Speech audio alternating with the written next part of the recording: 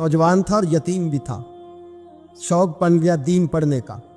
मोहल्लेदार इलाके वाले कहने लगे कहाँ से कमाएगा, ना बाप है, ना माँ है, ना घर है, कहाँ से। हजरत रूमी कहते हैं नौजवान ने जंगल में झोंपड़ी लगा ली। वहाँ वो सुबह मदरसे जाता, शाम को जंगल में रहता, वहाँ अल्लाह अल्लाह करता, सबक याद करता। एक दिन बादशाह की बेटी रास्ता भूल गई, जंगल में आई सहेलियों के साथ, बॉडीगार्ड भी साथ थे पर रास्ता भूल गई। खोती खोती शाम हो गई, ऐसी खोई कि जब रात गहरी हो गई तो आके उस नौजवान के पास रुकी और चिल्लाने लगी। शेर के दहाड़ने की आवाज आती है, भेड़िए के बोलने की आवाज आती है। नौजवान अकेला, सहेलियां बिछड़ गई, गार्ड बिछड़ गए। कहने लगी मैं परेशान हूँ, मुझे जगह मिल जाएगी। नौजवान कहता मैंने शहजादी देखी और मुझे भी पता था कि घर एक ही है और आग को अंदर से दरवाजा भी बंद करना पड़ता है, जंगल जानवर भी आ जाते। कहते मेरी छोटी सी कुटिया में, झोंपड़ी में वो आई, रो के कहने लगी सहारा कोई नहीं, अगर मैं पीछे निकलूंगी तो भेड़िए खा जाएगा। कहते मैंने उसे जगह दे दी। अकेली औरत, चिराग जल रहा है, सबक याद कर रहा हूँ। मेरे नबी पाक ने फरमाया जहां मर्द औरत अकेले हो तीसरा शैतान होता है। और शहजादी, वो बच्चा कहता है सबक याद करता रहा सारी रात। वो बच्ची को कहा सो जा, पर वो कहती है नींद मुझे भी कहाँ आई। ऐसे मौकों पर नींद, सारी रात सबक याद करता। थोड़ी थोड़ी देर के बाद चिराग जलता तो उस पर उंगली रखता, हाथ जलता तो पीछे खींचने, फिर दूसरी उंगली रखता, थोड़ी देर के बाद जलता तो खींचने, हाथ सारा जल गया। सुबह किरणें चमकी तो कहने लगा चल निकल जा, दौड़ जा, बस बड़ा सब्र का इम्तिहान हो गया, चली जा। शहजादी बाहर निकली, सिपाही ढूंढ रहे थे। बादशाह खुद जंगल में निकला हुआ था, मेरी बेटी मिल गई। बादशाह तन्हाई में जाके कहने लगा बेटा मैं दुनिया को बताऊंगा कि मेरी बेटी खोई नहीं थी, सिपाही साथ ही थे। ये बड़ा मुश्किल होता है, बेटी तो भूल के भी रात कहीं रह पड़े तो लोग जीने नहीं देते, तो बेटा मुश्किल हो जाएगा मेरे लिए। कहाँ थी? उसने कहा नेक नौजवान के पास। उसने कहा बेटा मैं तो तेरी बात मानूंगा पर दुनिया नहीं मानेगी। अगर उस नौजवान ने किसी को बता दिया कि तू उसके पास थी तो फिर लोग मेरा जीना मुहाल कर देंगे। बेटा मैं मर जाऊंगा, मेरी मजबूरी ये है कि वो कहीं राज ना उगल दे वो नौजवान, उसे कत्ल करना पड़ेगा। औरत ने मिन्नतें की, उस बेटी ने कहा मेरे मौसम को मारोगे, रोई। और वो कहने लगा मैं बादशाह, वो मेरा अपना वकार है, मैं उसको छोड़ नहीं सकता। गिरफ्तार कर लाए सिपाही। वक्त तय हो गया सजा का। अकेले कारकोशरी में रखा गया, जो उसके खास एतबार वाले थे उनकी ड्यूटी लगाई। बादशाह ने बुलाया, पहले बिलम आया।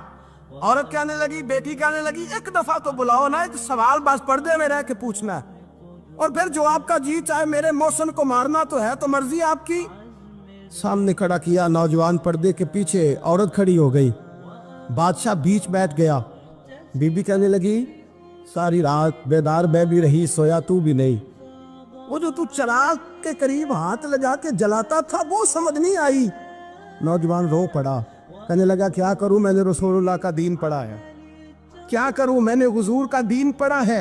मैंने पढ़ा है कि जानी को सबसे नीचे दोज़ख के सबसे निचले दर्जे में जलाया जाए, उसे जहन्नमियों का पीप और रेशा पिलाया जाए, कंद खिलाया जाए। ये रवायतें पड़ी हुई थी। थोड़ी थोड़ी देर के बाद शैतान मुझे कहता था बदकारी कर ले। मैं अपना हाथ उसी वक्त जब शैतान मशवरा देता तो मैं आग पे करता। मैं कहता अगर ये बर्दाश्त हो गई तो वो भी हो जाए।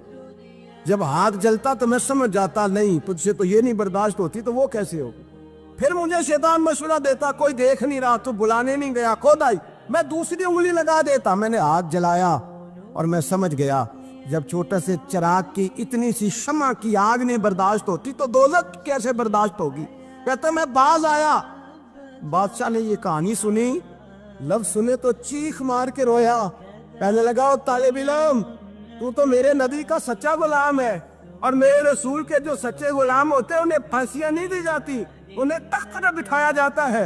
अब तुझे सजा नहीं होगी बल्कि मैं अपनी बेटी का निकाह तेरे साथ करूंगा और मेरे बाद इस सल्तनत का बादशाह भी तू ही बनेगा। अब वो नौजवान वहां नारे लगा रहा है, कहता लोगों तुम मुझे कहते थे दीन से क्या मिलता है, दीन से तो अल्लाह तख्त व ताज भी अता फरमा देता है। अगर नौजवान शर्मो हया वाले बन के रहे अल्लाह सारी इज्जतें दे देगा। देखे ना अल्लाह के फजल से इज्जत मिलती है और जब कोई इज्जतदारों जैसा काम ही ना करे। एक बात और अर्ज करनी है पर वक्त थोड़ा रह गया। जवानों, मैं ना जब कभी परेशान होता हूँ ना तो मैं ये वाली बात खोल के पढ़ता हूँ वाला, ये बात ढारस बनाती है। ढारस توانائی دیتی ہے, پورا مضمون باندھا ہے. اعلیٰ حضرت کہتے ہیں بہروپیہ تھا, مداری, روپ بدل بدل کے دکھایا کرتا تھا, بادشاہوں سے انعام لیتا تھا. ایک دن اورنگزیب عالمگیر کے پاس آ گیا, کہنے لگا میں روپ بدلوں گا, اگر آپ پہچان نہ سکے تو میں انعام لوں گا. آپ نے فرمایا میں کوئی ایسے ویسا بادشاہ نہیں, کہا مجھے دھوکہ دینا مشکل ہے. کہا نہیں میں روپ بدلوں گا. حضرت اورنگزیب عالمگیر بڑے نیک بادشاہ گزرے, بڑے پرہیزگار. وہ بہروپیہ کہنے لگا میں روپ بدلوں گا, آپ نہیں پہچان سکیں گے. فرمایا چل جتنا تیرے اندر زور ہے لگا لے. حضرت نے اعلان کیا کہ میں نے فوجی بھرتی کر دیں, 2 ماہ کے بعد ٹیسٹ ہوگا. وہ 2 مہینے دوڑتا رہا, رنگ روپ بناتا رہا, آیا ٹیسٹ دینے, 2-3 سپاہیوں کا امتحان لیا. اس کی باری آئی تو 10 روپے دیے, کہنے لگے تیرے آنے جانے کا کرایہ میں نے تجھے پہچان لیا ہے. کچھ دنوں کے بعد جانے لگے سفر پر, تو بھکاری آ گئے خیرات مانگنے. اس نے بھی سارے منہ پر سیاہی مال لی, کپڑے پھاڑ لیے, سر کے بال مڈا لیے, پگے تک کٹا لی, بدرنگ ہو کے آیا. کاسا آگے کیا تو حضرت نے 10 روپے ڈالے, کہنے لگے تیرے آنے جانے کا کرایہ میں نے پہچان لیا ہے. کچھ دن گزرے تو ٹیچر کی ضرورت تھی. اس نے مونچھیں بڑی کر لی, داڑھی نکلی لگا لی, سر پہ جنا کیپ پہن لی, ایک شیروانی لے لی اور ہاتھ میں چھڑی پکڑ کے آیا.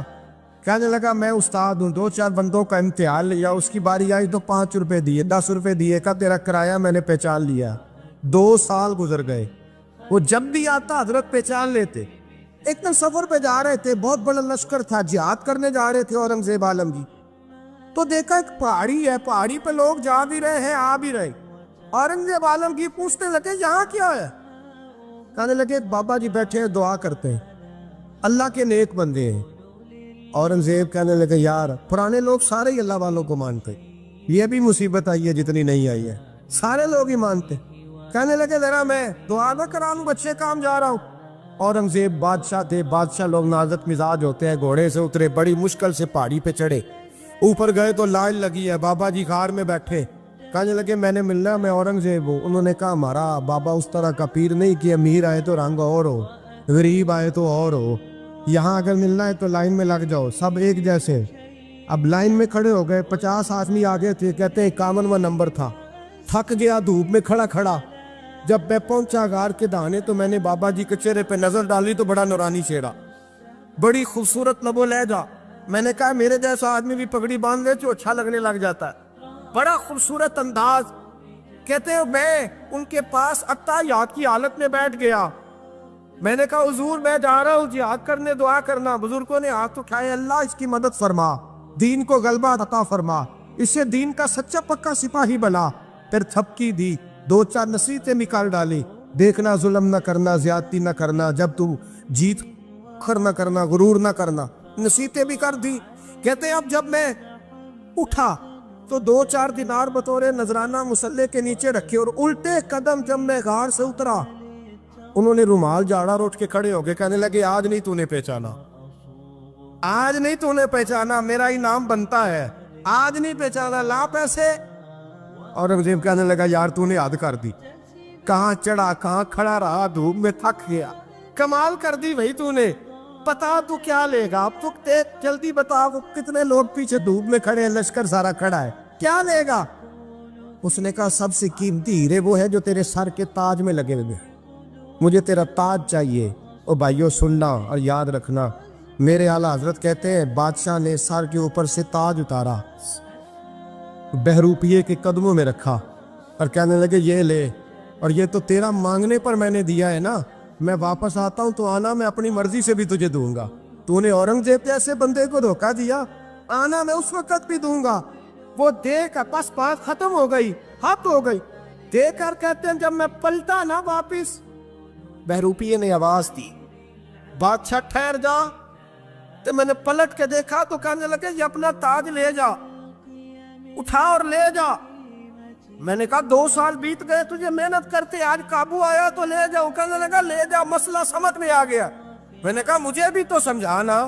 کہتے ہیں وہ پھوٹ پھوٹ کے رویا, اس کی آنکھیں برس پڑی, سیلاب کی طرح آنسو بہہ نکلے, تڑپا اور رو کے کہنے لگا بادشاہ میں نے جھوٹ موٹ رسول اللہ کی غلامی اختیار کی تھی, جھوٹ موٹ کی داڑھی, جھوٹ موٹ کی پگڑی, جھوٹ موٹ کا فقر, میں نے جھوٹ موٹ نبی پاک کا لباس پہنا ہے, تو تیرے جیسے بادشاہوں کے تاج میرے قدموں میں آ گئے ہیں.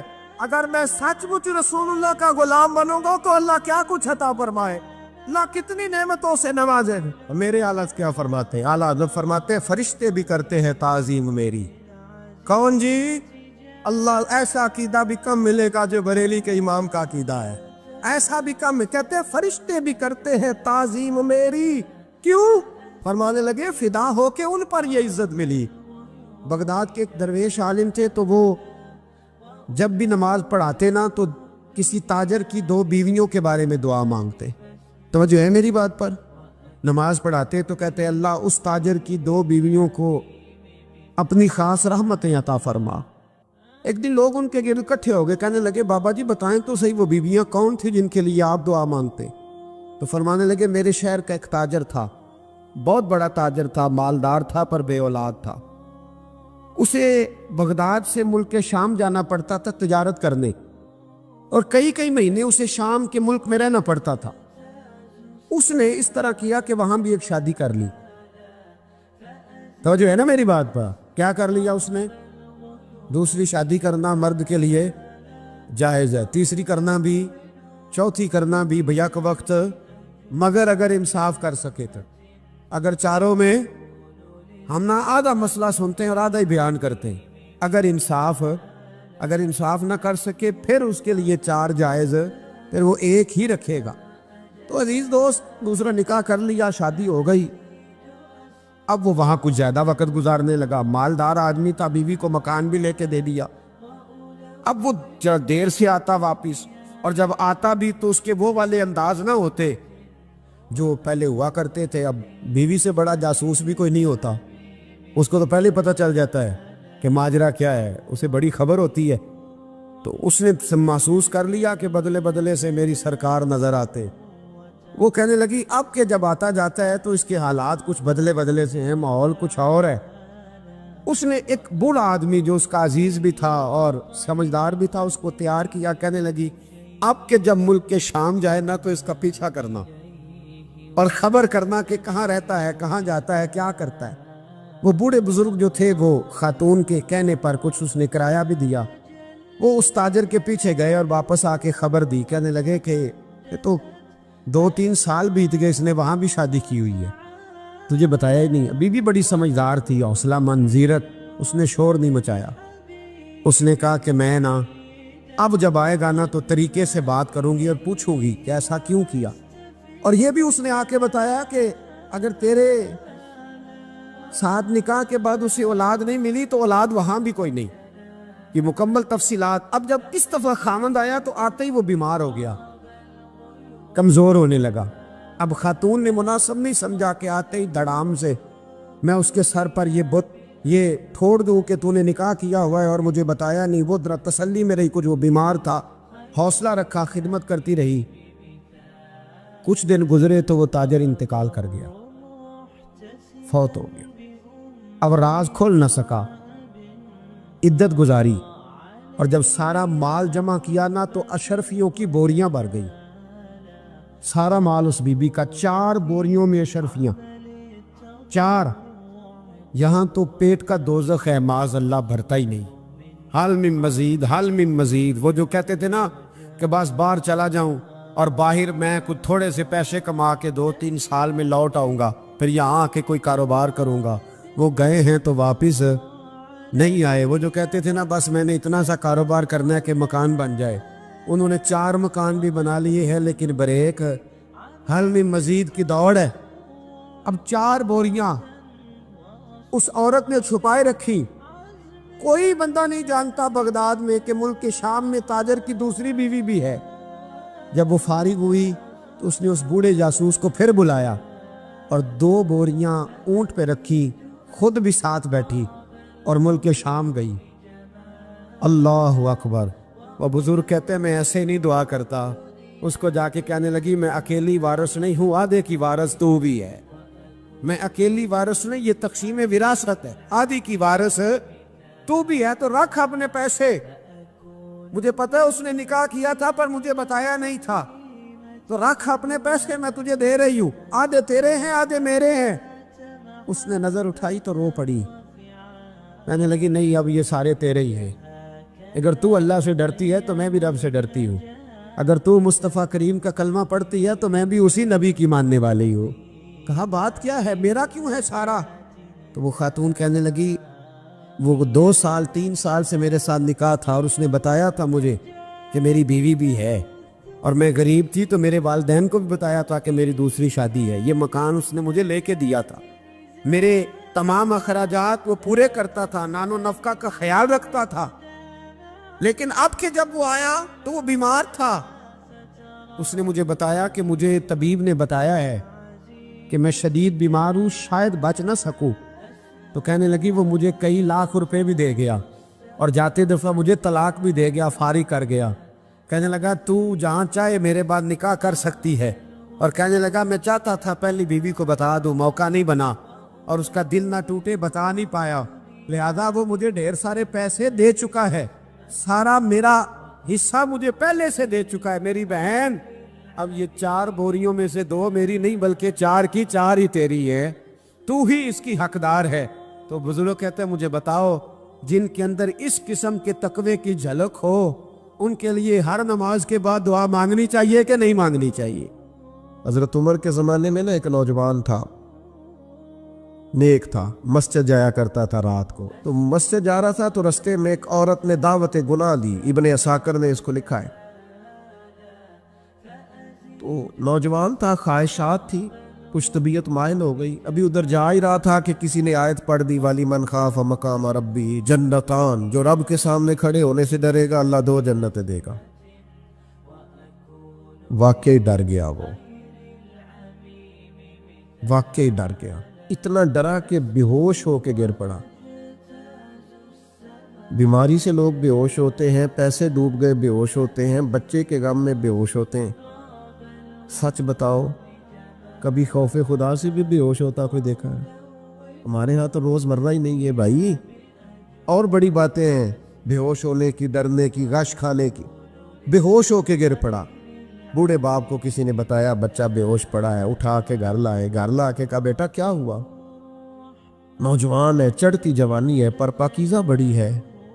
کہنے لگا ابا جی گناہ کی طرف چلا گیا تھا، پر میں نے آیت سن لی جو اللہ کے سامنے کھڑے ہونے سے ڈرے گا رب 2 جنتیں دے گا، میں ڈر گیا تھا، رب واقعی 2 جنتیں دے گا۔ باپ رو پڑے، ابا جی کی آنکھوں میں آنسو آئے اور کہا پتر اللہ بڑا مہربان ہے، اس کے وعدے سچے ہیں، واقعی 2 جنتیں دے گا۔ اس نے پھر ایک چیخ ماری اور اس طرح کی ماری کہ اس کی روح ہی پرواز کر گئی، روح ہی پرواز کر۔ کشتگان خنجر تسلیم را، عشق کی خنجر سے قتل ہو گئے لوگ۔ صبح حضرت عمر کو پتہ چلا کہ انہوں نے تو رات جنازہ بھی پڑھ دیا، تدفین بھی کر دی۔ جناب عمر فرمانے لگے اتنا نیک نوجوان خوف خدا سے دنیا سے چلا گیا، مجھے کیوں نہیں بلایا میں جنازہ پڑھتا؟ فاروق اعظم فرما رہے ہیں میرا شوق تھا میں اس کا جنازہ پڑھتا۔ کہ حضور